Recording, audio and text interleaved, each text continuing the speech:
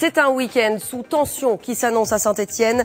Des militants d'extrême gauche venus de toute la France ont prévu de manifester pour le désarmement de la police. Une manifestation classée à risque par la préfecture de la Loire. Un important dispositif de sécurité a été mis en place. On fait le point dans quelques instants. À la une de l'actualité, je vous le disais en titre, c'est cette manifestation du collectif Désarmons-les prévue ce week-end à Saint-Étienne et qui inquiète les autorités. Nous vous l'annoncions la semaine dernière, il s'agit en effet d'un rassemblement de militants d'extrême gauche et zadistes contre l'armement de la police 2 ans après la mort de Rémi Fraisse, tué lors d'une manifestation contre le projet de barrage de Sivens. Leur slogan, désarmons la police, démilitarisons les conflits. Tous doivent se réunir les 22 et 23 octobre prochains à Saint-Étienne.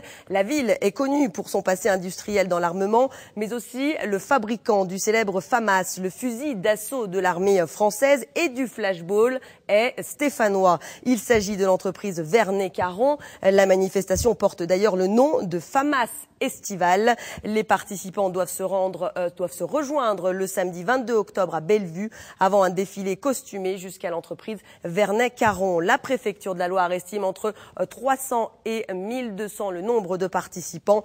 Elle prend très au sérieux ce rassemblement en raison des antécédents. En effet, l'an dernier, lors de la manifestation de ce même collectif dans le Finistère, des heurts avaient éclaté entre manifestants et CRS. Le préfet de la Loire mesure les risques d'un tel rassemblement. Je vous propose de l'écouter.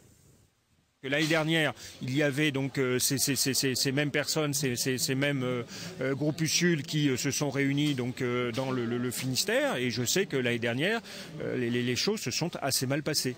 Et donc mon souci, c'est de faire en sorte que si ce sont les mêmes qui viennent à Saint-Étienne, les choses puissent se faire dans un climat un peu plus apaisé. Et un important dispositif de sécurité sera donc mis en place. On imagine effectivement que le banc national d'épreuve des armes à Saint-Étienne sera là aussi surveillé de très près par les forces de l'ordre. Et puis sachez qu'en raison de cette manifestation classée à risque,